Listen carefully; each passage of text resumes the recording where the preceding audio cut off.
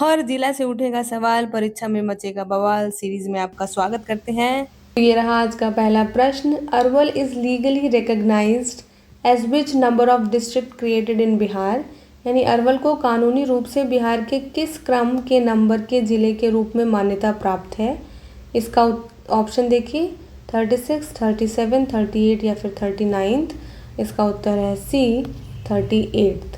तो ऐसे भी याद रखिए कि जिले कितने हैं बिहार में और अररिया कितने नंबर का है, तो सेम है ना। तो अरवल बिहार का 38 और सबसे नया नवगठित जिला है। इसके बाद बिहार में अभी तक कोई नया जिला नहीं बनाया गया है। देखिए अगला प्रश्न, इन विच ईयर अररिया और Arwal was carved out of Jehanabad district to become an independent district. किस वर्ष अरवल को जहानाबाद जिले से अलग करके एक स्वतंत्र जिला बनाया गया था। ऑप्शन 1991, 1999, 2001 या फिर 2005। तो इसका उत्तर है सी 2001। तो अरवल जिले का गठन अगस्त 2001 में जहानाबाद जिले को विभाजित करके किया गया था। इसका मुख्य उद्देश्य प्रशासनिक व्यवस्था को बेहतर करना और उग्रवाद प्रभावित क्षेत्रों का विकास करना था। अगला प्रश्न देखिए, Arwal district comes under which administrative division commissionery of Bihar. यानी अरवल जिला बिहार के किस प्रशासनिक प्रभाग प्रमंडल कमिश्नरी के अंतर्गत आता है। ऑप्शन देखिए पटना, मगध, सारण या मुंगेर। तो इसका उत्तर है बी मगध। तो देखिए अरवल जिला मगध प्रमंडल कमिश्नरी के अंतर्गत आता है, जिसका मुख्यालय गया में है। इस प्रमंडल में गया, जहानाबाद, अरवल, नवादा और औरंगाबाद जिले शामिल हैं।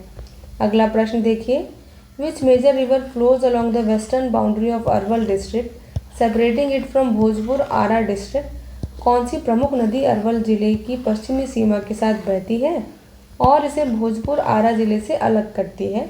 तो ऑप्शन क्या है, पुनपुन नदी, सोन नदी, फल्गु नदी या फिर कर्मनाशा नदी।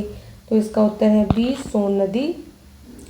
तो सोन नदी अरवल की पश्चिमी सीमा बनाती है, जिसके कारण अरवल और भोजपुर जिले अलग होते हैं। सोन नदी का तटीय क्षेत्र होने के कारण यहाँ बालू यानी रेत का खनन एक मुख्य आर्थिक गतिविधि है। अगला प्रश्न देखिए, विच historical river flows through the eastern and northern part of Arwal district and is heavily used for local agriculture. यानी कौन सी ऐतिहासिक नदी अरवल जिले के पूर्वी और उत्तरी हिस्से से होकर बहती है और स्थानीय कृषि के लिए भारी मात्रा में उपयोग की जाती है। ऑप्शन देखिए गंगा नदी, पुनपुन नदी, गंडक नदी या फिर कोसी नदी। इसका उत्तर है बी पुनपुन नदी। देखिए पुनपुन नदी अरवल जिले के कृषि और भूगोल के लिए बेहद महत्वपूर्ण है। यह नदी जिले के बड़े हिस्से को सिंचित करती है और मानसून के समय इसमें पानी का स्तर काफ़ी बढ़ जाता है। अगला प्रश्न देखिए, the Kurtha block of Arwal district is historically associated with which veteran socialist leader and freedom fighter of Bihar also known as Lenin of Bihar. यानी अरवल जिले का कुर्था प्रखंड ऐतिहासिक रूप से बिहार के किस दिग्गज समाजवादी नेता और स्वतंत्रता सेनानी से जुड़ा है, जिन्हें बिहार का लेनिन भी कहा जाता है। बहुत इम्पॉर्टेंट है। देखिए ऑप्शन क्या है, कर्पूरी ठाकुर, जगदेव प्रसाद, रामनंदन मिश्रा या फिर शीलभद्र याजी।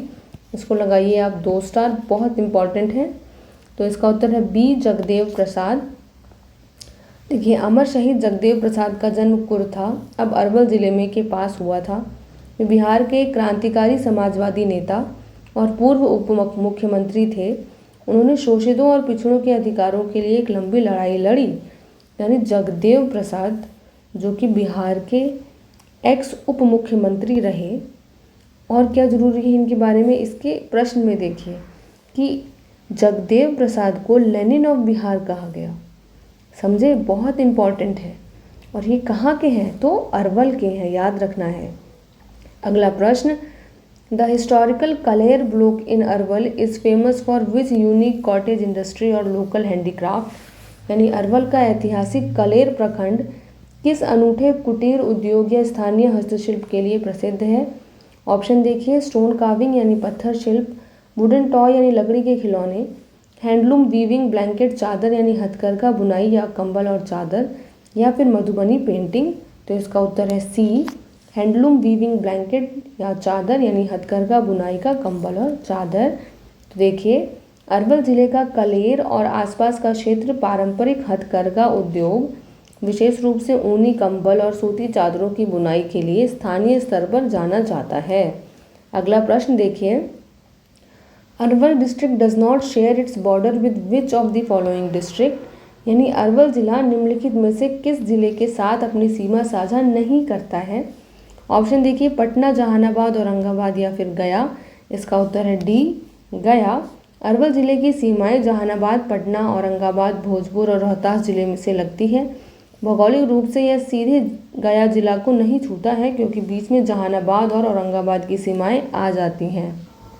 अगला प्रश्न, which historical mosque believe to be build during the Mughal era is a notable cultural heritage site in Arwal district, यानी मुगल काल के दौरान निर्मित मानी जाने वाली कौन सी ऐतिहासिक मस्जिद अरवल जिले में एक उल्लेखनीय सांस्कृतिक विरासत स्थल है।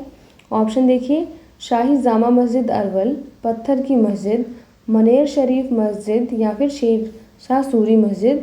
इसका उत्तर है ए, शाही जामा मस्जिद अरवल। तो देखिए, अरवल शहर में स्थित पुरानी शाही मस्जिद स्थापत्य कला का एक ऐतिहासिक नमूना है जो इस क्षेत्र में मध्यकालीन इतिहास और मुगल शासकों के प्रभाव को दर्शाती है। अगला प्रश्न देखिए, what is the main commercial and economical resource of Arwal district due to its location on the bank of Son river, यानी सोन नदी के तट पर स्थित होने के कारण अरवल जिले का मुख्य व्यावसायिक और आर्थिक स्रोत क्या है। पहले क्वेश्चन में भी हम लोगों ने बात की है इसके ऊपर। ऑप्शन देखिए, कोयला खनन, लाल बालू खनन, वन लकड़ी या फिर मत्स्य पालन। इसका उत्तर है बी, लाल बालू यानी रेत खनन। तो सोन नदी से निकलने वाला पीला लाल बालू अपनी उच्च गुणवत्ता के लिए पूरे बिहार और निर्माण क्षेत्र में प्रसिद्ध है। अरवल जिले की अर्थव्यवस्था और राजस्व में इस बालू खनन का बहुत बड़ा योगदान है। अगला प्रश्न, the Arwal Lakshmipur area is locally famous for which ancient religious temple dedicated to lord Shiva, यानी अरवल लक्ष्मीपुर क्षेत्र स्थानीय रूप से भगवान शिव को समर्पित किस प्राचीन धार्मिक मंदिर के लिए प्रसिद्ध है। ऑप्शन देखिए, बाबा बैद्यनाथ मंदिर, बाबा कमलेश्वर नाथ मंदिर, मुंडेश्वरी मंदिर या फिर अजगैबीनाथ मंदिर। तो इसका उत्तर है बी, बाबा कमलेश्वर नाथ मंदिर। तो देखिए, अरवल जिले के ग्रामीण इलाकों में शिव आराधना के कई प्राचीन केंद्र जहां महाशिवरात्रि और सावन के महीने में स्थानीय स्तर पर भव्य मेला का आयोजन होता है। अगला प्रश्न, विच एडमिनिस्ट्रेटिव सब डिविजन अनुमंडल्स are there in newly formed Arwal district, यानी नवगठित अरवल जिले के अंतर्गत कुल कितने प्रशासनिक अनुमंडल हैं। ऑप्शन 1, 2, 3, 4 और इसका उत्तर है 1, ओनली 1। तो अरवल बिहार का एक छोटा जिला है जिसके अंतर्गत कुल एक ही अनुमंडल है जिसका नाम अरवल है। इस अनुमंडल के तहत कुल 5 प्रखंड यानी अरवल, कलेर, करपी, कुर्था और सोनभद्र, वंशी, सूर्यपुर आते हैं। अगला प्रश्न देखिए, which block of Arwal district is uniquely named after a amalgamation of historical context and sun worship known as Sonbhadra, Vanshi, Suryapur, यानी अरवल जिले के किस प्रखंड का नाम ऐतिहासिक संदर्भ और सूर्य उपासना के अनूठे मेल पर रखा गया है जिसे सोनभद्र, वंशी, सूर्यपुर कहा जाता है। ऑप्शन देखिए, करपी, कलेर, सोनभद्र, वंशीपुर, सूर्यपुर या फिर कुर्था। इसका उत्तर तो नाम से ही है सी, सोनभद्र, वंशी, सूर्यपुर। तो देखिए, यह अरवल जिला का सबसे नया और 5वां प्रखंड है। इसके नाम से सोनभद्र सोन नदी का पौराणिक नाम और सूर्य उपासना की संस्कृति की झलक मिलती है। अगला प्रश्न, national highway 139 NH 139 which connects Patna to Chhatarpur Jharkhand passes directly through which main town of Arwal, यानी राष्ट्रीय मार्ग 139 जो पटना को छतरपुर झारखंड से जोड़ता है अरवल के किस मुख्य शहर से होकर गुजरता है। ऑप्शन है करपी, अरवल टाउन, कुर्था या फिर जहानाबाद। इसका उत्तर है बी, अरवल टाउन। तो NH 139 अरवल जिले की लाइफलाइन है। यह सड़क मार्ग पटना से शुरू होकर औरंगाबाद होते हुए झारखंड तक जाता है और अरवल जिला मुख्यालय इसी राष्ट्रीय राजमार्ग पर स्थित है। अगला प्रश्न, which major occupation and economic base of the majority of the population in Arwal district, यानी अरवल जिले की अधिकांश आबादी का मुख्य व्यवसाय और आर्थिक आधार क्या है। ऑप्शन देखिए, औद्योगिक श्रम यानी इंडस्ट्रियल लेबर, कृषि, धान और गेहूं, एग्रीकल्चर, पैडी एंड वीट, कपड़ा बुनाई, टेक्सटाइल वीविंग या फिर सूचना प्रौद्योगिकी, इंफॉर्मेशन टेक्नोलॉजी। इसका उत्तर है B, agriculture, paddy and wheat, कृषि, धान और गेहूं। अब देखिए, सोन और पुनपुन नदियों के मैदानी भाग में स्थित होने के कारण अरवल की मिट्टी बेहद उपजाऊ है। यहाँ की अधिकांश आबादी आजीविका के लिए पूरी तरह खेती, मुख्य रूप से धान, गेहूं और दलहन पर निर्भर करती है। तो यही के साथ पढ़त जाई, लड़त जाई और बढ़त जाई। जय बिहार।